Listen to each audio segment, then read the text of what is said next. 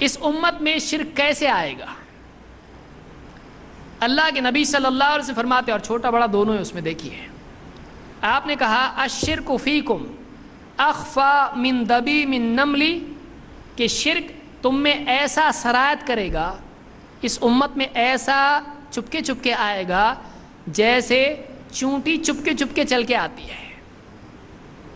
کوئی آدمی اگر آئے کمرے میں آپ کے جوتے پہن کے، آپ دیکھو کون آیا، کیوں؟ آپ اس کے چلنے کی آہٹ آپ نے سنائی دی۔ آپ کے کمرے میں چونٹی شریف آ رہی ہے، آپ کو سننے آتا کون ہے؟ ذرا دیکھ باہر آواز آ رہی چل رہی، چونٹی چلتی ہے تو آواز آتی ہے نہیں، چونٹی کمرے میں آئی باہر گئی آئی گئی، کتنے بھی بار آئی آپ کو معلوم پڑے گا نہیں، کیوں؟ اس لیے کہ اس کی آہٹ سنائی دیتی ہے نہیں۔ اللہ کے نبی صلی اللہ علیہ وسلم شرک کے آنے کی کیفیت اور تشبیہ آپ نے بیان کی ہے۔ آپ نے کیا فرمایا؟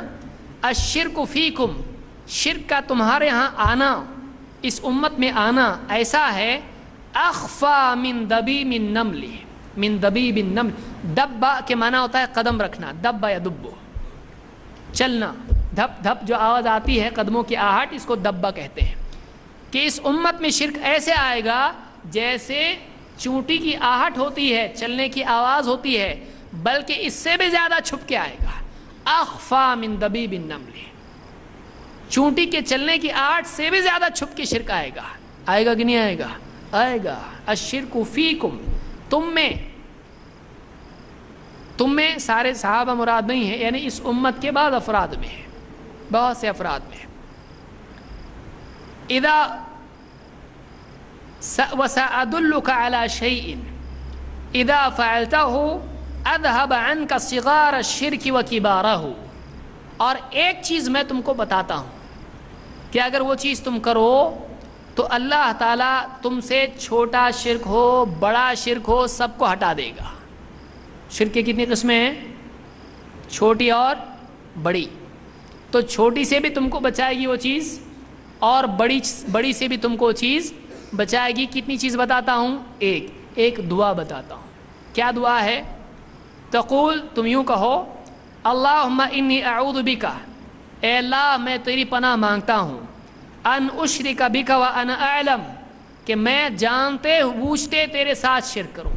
اے اللہ بچا مجھ کو اس بات سے کہ میں جانتے بوجھتے تیرے ساتھ شرک کروں، میری حفاظت کر، ایسا کہو۔ وَأَسْتَغْفِرُكَ لِمَا لَا أَعْلَمُ، اور انجانے میں تیرے ساتھ شرک کروں، اس سے بھی مجھ کو تو بچا۔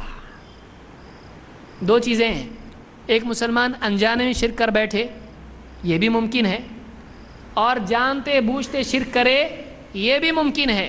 تو میں ایک دعا تم کو بتاتا ہوں، اگر اس دعا کا اہتمام کرو گے تو اللہ تم کو چھوٹے شرک سے بھی بچائے گا، بڑے شرک سے بھی بچائے گا۔ جب بڑے شرک کا ڈر ہی نہیں تو پھر دعا سکھانے کی ضرورت کیا ہے؟ ڈر ہے کہ نہیں ہے؟ ڈر ہے، تبھی تو دعا سکھا رہے ہیں کہ چھوٹے شرک سے بھی اللہ بچائے گا اور بڑے سے بھی۔ جب پہلے ہی بچا لیا ہے تو اب آگے بچانے کی ضرورت کیا ہے؟ معلوم ہوا کہ دروازہ کھلا ہوا ہے، تبھی تو دعا سکھا رہے ہیں کہ بچنے کی دعا سکھا رہے ہیں ہم کو۔ سمجھ میں آ رہی بات؟ تو اس حدیث کو امام حکیم الترمذی نے اپنی کتاب نوادر الاصول میں ذکر کی ہے، اور یہ روایت سند کے اعتبار سے صحیح ہے۔ سمجھ میں آئی بات؟ تو اس سے معلوم ہوا کہ اس امت میں شرک سرایت کر سکتا ہے، بلکہ کرے گا، اور آپ نے اس کے لیے حفاظت کی دعا سکھائی ہے۔